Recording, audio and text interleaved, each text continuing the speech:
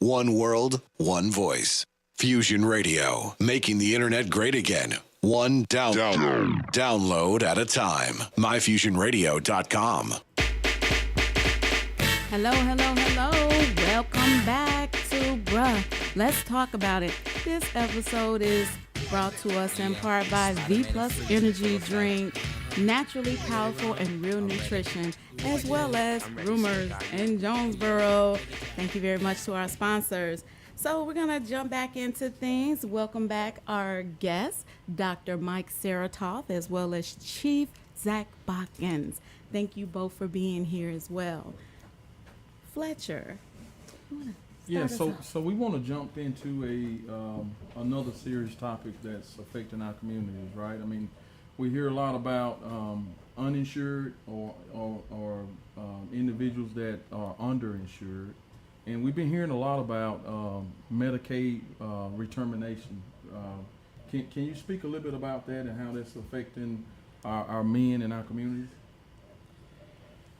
So one thing I'd like to cascade on is the healthcare.gov website as basically an extrapolation of the existing Medicaid system. So it's popularly known as Obamacare. And really, before my current position, I had my insurance off of the healthcare.gov exchange. And, you know, there's no doubt that the American medical system is an imperfect system. Right. And this is not unique to us as a country. You know, countries across the world are really trying to figure out the ideal system. And, Britain's struggling with their single-payer national healthcare system. Same thing with Portugal. So I don't think that there's, we don't have the answer quite yet. Mm-hmm. But what we do have is anyone can hop on the exchange, the healthcare.gov exchange, and purchase reasonably priced insurance as part of the Medicaid expansion. And one thing I do want to sort of tack on is that the healthcare.gov website actually has counselors and assistants to really help individuals, navigate what plan is best for them and what financial assistance they may be entitled to. So I recognize that our system is imperfect and that insurance is expensive. And mm-hmm. On a personal level, I think healthcare should be a right, not a privilege. And I agree. Yes. And I agree. I know that's way beyond the scope of this podcast, exactly. but it's worth discussing. Yeah. So I don't know. Was that helpful for your questions? Oh, absolutely, absolutely. We've also been in contact with a group, Georgia Stand Up, which will be another resource that our listeners can use. We're looking at bringing them on to one of our episodes in the near future. And really quick, to speak to the Medicaid redetermination, is a lot of that is post-COVID driven. Mm-hmm. A lot of people were who applied were given given Medicare, Medicaid throughout COVID, and part of the redetermination process is they're now going back and reevaluating the qualifications of who's currently still qualified or not to clean that up some. So that is something that's happening there.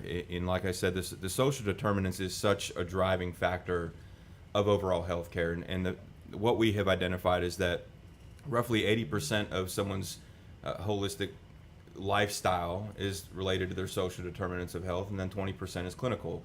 The problem is if you don't address the 80%, it will bleed into the clinical. Mm-hmm. If you don't have access to food, if you don't have access to health care, you're going to become overweight. You're going to be eating things that are cheaper. Right. You're going to be diagnosed with hypertension, and therefore, it now all starts to bleed in, and that now 20 turns into 30, and it's a balancing act. So housing is definitely one. If you don't have accessible housing, if you don't have access to transportation to get your medications, those are all problems that we have to deal with. Right. Exactly. I'm glad you mentioned the social determinants to health, because that is something that we've been addressing on our podcast. Mm-hmm. Because like you said, housing, income, these depression, other things, Correct. Other factors that may cause a person not to be able to have employment, which will give them that insurance. Right. And what we also know, I don't know if I mentioned, but I'm also a registered nurse. But, in the background of emergency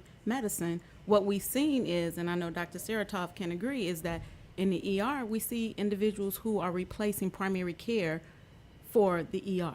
All day long. Yeah, and it's not because this is what they want to, because they'll get faster service, because we know the average emergency room wait time is not fast at all, about 8 to 10 hours, but it's because they don't have a primary care physician. So that's something that, like Fletcher talked about.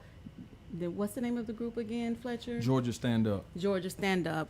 We are going to have another conversation with them to see what they can do to help individuals who need to go through this Medicaid redetermination process, and to see if there's individuals who may not know about the Affordable Care Act. I do appreciate you bringing that out as well, Dr. Serotoff, because some individuals don't know about healthcare.gov. It's been around for a while, but unfortunately, that's why we're here. That's the purpose of this podcast, to give that information to those who wouldn't normally turn on the television and watch a commercial, or, go to the doctor and get a pamphlet on, this particular program that helps them get insurance. So, and they may not have internet to access the website at home. that. So where do they go to do that? Exactly. And who can walk them through that process? So, And one of the things I'll also highlight, Deidre, that you brought up, how people are replacing emergency rooms with primary care.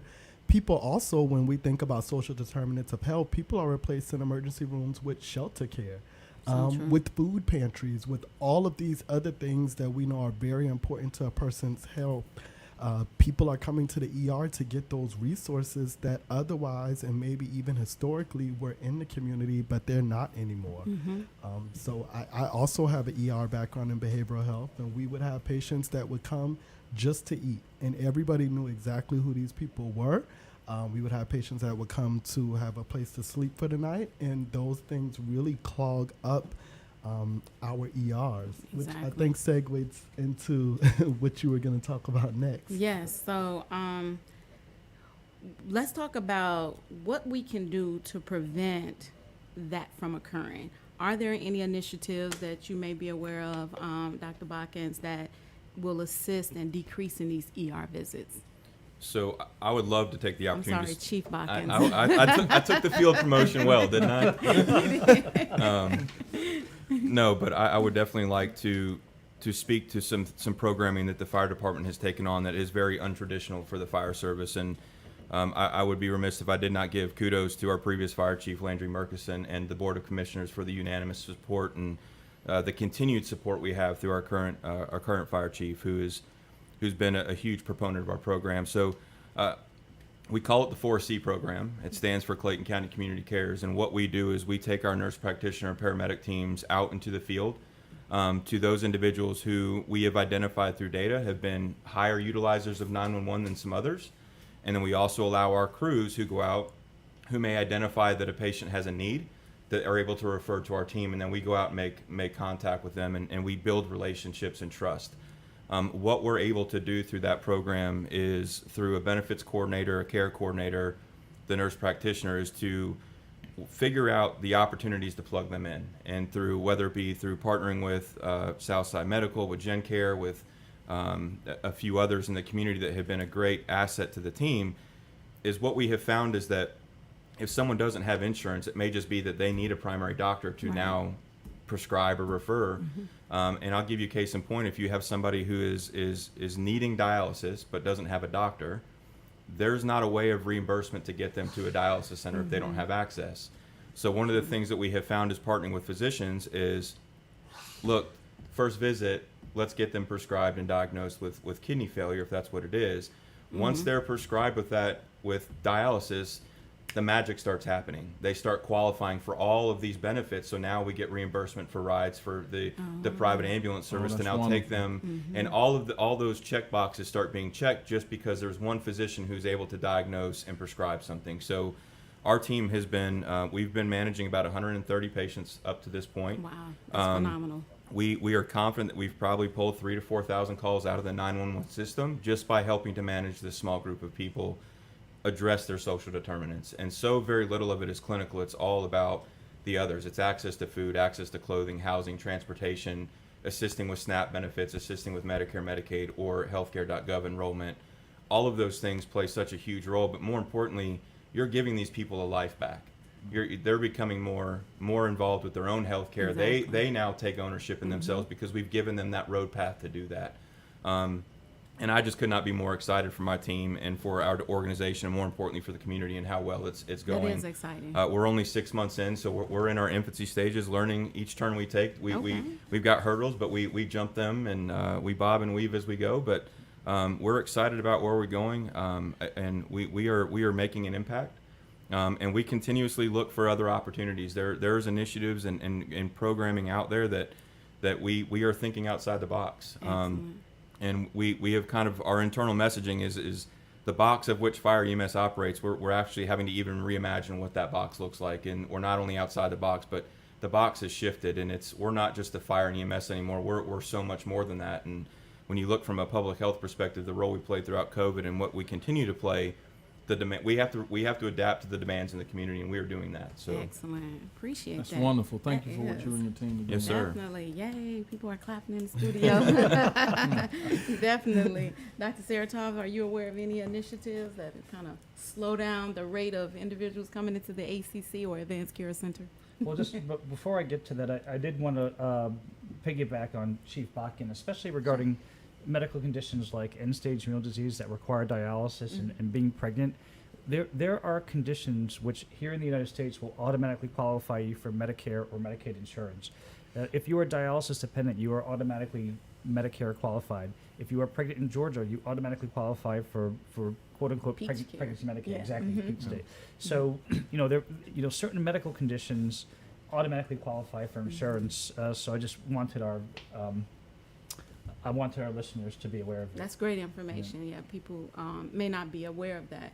And you're absolutely right. There are those automatic. One thing, though, is for, individuals who are not citizens, though. I know Right. that poses an issue. But, if we can get the message out and say just a few individuals to let them know, hey, you have this issue, you're eligible. Now we can get the ball rolling. So thank you. Yeah, Appreciate absolutely. that. All righty, so next we'll just go ahead and roll right along.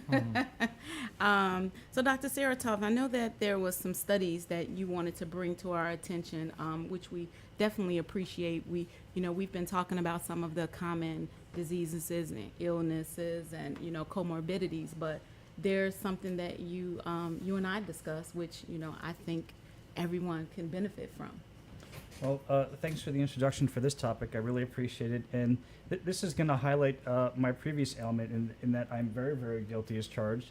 And I think this reflects us as a society and our electronic interconnectedness and dependence. And really, I'm talking about screen time. Oh, no. And I think, I really think that, we underestimate the effects that excess screen time has on us and our bodies and our psyche. And certainly this is a digital world, and with the advent of AI, we're going to be in front of computers even more. And many of us have to be in front of our computers every day for work, 7, 8, 9, 10 hours a day. Exactly. And then you kind of go home and look, I'm on Insta more than I should be, I won't lie. And really what I'm seeing is excess screen time is causing a number of physical ailments in my patients. Headache, neck pain, back pain, joint pain, dizziness, blurry vision. And really, I think it's pretty intuitive to any of us because, right, if we're looking at our screen, we're all in that particular position, head down, shoulders hunched, hands akimbo. And really, like, we as humans, we're not designed to be in front of an electronic screen for prolonged periods of time. Right. So true. What I do and, what I tell my patients is program in a break. So on your cell phone, give yourself a limit, 2 hours a day or 90 minutes a day, and that'll give you enough time for like text messages, Snap, Insta, email, and like the random update. And even for my patients who are at computers at work, like I will give them a work excuse that says they get that 10-minute break for every 90 minutes to 2 hours working in front of the computer. I'll need that excuse. I'm very happy to provide it. Just pass those all around. So. But really, I think there's tremendous merit in just unplugging, detaching, like going for a 10-minute walk. And, this is especially in the context of headache, neck pain, blurry vision, or dizziness, which Chief Botkin, I can't speak to your experience, but I feel like I'm seeing a lot more headache, neck pain, and dizziness in the past couple years. And and dizziness is one of these things. Is it nothing? Is it a stroke? Is it an inner ear thing? It's one of these complaints that's very, very hard to tease out. And I think that we can really do a tremendous. Subjective. Right. It is Yeah. subjective, but really we can do a tremendous service to ourselves by just unplugging a little bit and just minimizing our screen time. So I just really wanted to highlight that to our listeners. So I appreciate that, and you're I so think right. one of the things that I know that I've started trying to practice, not saying that I'm perfect at it, but it's not immediately waking up and looking at my phone. And it's so hard to do, but when I'm intentional about doing that, I notice that I ease into my day more. So I'm not waking up immediately stressed out about all of the things that I have to do, or the text messages that I missed, or the emails or alerts that I may have gotten while I'm asleep. But being more intentional about laying in bed, really getting up and getting myself up before I even look at my phone. And I definitely notice the difference when I do that, to go to your point about screen time. And another thing is not falling asleep on my phone. Right. So being intentional about, okay, now phone time is over and I'm going to naturally allow myself to fall asleep, and not fall asleep like researching The phone, something or Yeah. Right. texting someone or on the phone. I think that's so fantastic, Antoine. Just making it a habit and just Not perfect, normalizing it. but making an effort. Yeah, but I think there's so much value add. So that is like a great example in action. I appreciate that. I'm gonna try my best to heed some of those suggestions. But I agree that you do see, especially the neck pain, right? Because the posturing while you're on the phone, and even we get down and dirty on this show. Even sitting on the toilet, like, you technically shouldn't be sitting on the toilet on your phone, because now you can cause even more issues, right? Because you're just there and you're straining, and Yeah. Topic if for you're another done, day. you're done. It's time to get up. So thank you. I appreciate that, Yeah, bringing that to absolutely. our listeners' attention. So Chief Botkin, if you'll go ahead and close us All out. right. I would just like to close out with saying that some of the options for benefits could be just through having a great job. And speaking on that is if you're looking for an alternative, the fire department's always looking for some of the best, right? And speaking of that aspect, is we have great benefits, and working for a county government, working for an employer like Kaiser, they offer great benefits. So if you're finding yourself in a position where you're just not getting what you need, the sky's the limit. You don't be afraid to open a door. And so I would encourage anybody who's looking for a change, anybody who's looking for some excitement, ccfes.org is a great place to start looking, and we will get you in shape. We'll take care of some of those healthcare issues. I can assure you that. We'll get you lose some weight and through our recruit program. But we're open, and we look for great folks to want to come in. And like I said, benefits through employers are some of the best ones out there, and you won't have to dig through healthcare.gov. Let your employer fund it. This is true. And so that's what I'll close with. Again, I appreciate it. Men's health is the one topic I didn't get to talk about too much, was mental health, and that's something for another day. But it is, in my opinion, one of the biggest issues involving men's health care today. On top of the other things, it's just an hour's not long enough. So maybe another day. And we have a whole segment. Perfect. So stay tuned. All right. Stay tuned. Stay tuned. But thank you again for having We will me. be talking about that. Thank you. Yep. We appreciate you all being here. Thank you again, Thank you Dr. for having Serotoff. us. This has been great discussions. I hope that everyone was able to grab a few little nuggets from our discussions. Tune in 2 more weeks, I believe. Yes. 2 more Yes. weeks, we'll be talking about mental health. And we'll have another chief on, which is Chief Roberts, because when we talk about social determinants of health, if someone is ducking bullets, they're not concerned about what's going on with their diabetes, hypertension, and others. So stay tuned. And again, we appreciate you all. Thank you guys very much. Thank you for having us. Thanks for All having righty. Bro, let's talk about it. Let's Bruh, talk about let's it. Talk about it. Fusion Radio, live and digital 24/7 at myfusionradio.com. One world, one voice.